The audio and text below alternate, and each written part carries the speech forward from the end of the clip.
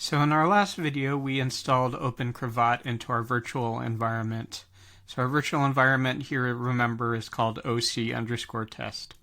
So with the virtual environment still activated, we want to install the base annotators and then install another annotator. So the first thing we need to do is we need to install the base. So we're going to use OC, and then we're going to be using module, and it's going to be install-base.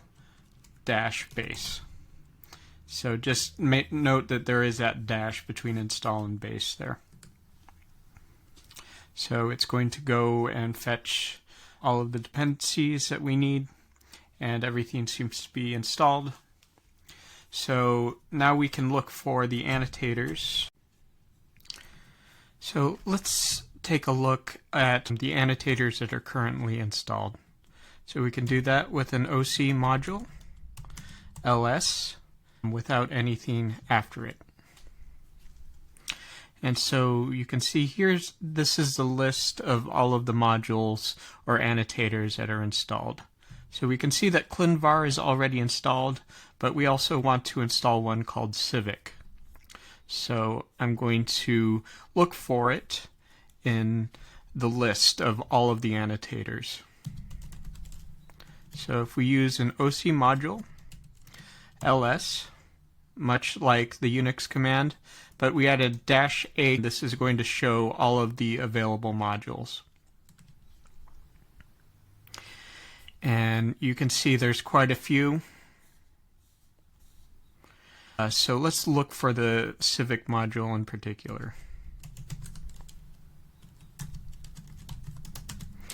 Same module lsa, and let's do Civic. So this is the name of the annotator we want to install. So we can use the OC module install command. So we want to install the Civic annotator. So we can do an OC module install Civic. And this is going to install our annotator. So you'll need to say yes. And so it's basically going to go fetch that annotator and install it. So let's confirm that we've installed it.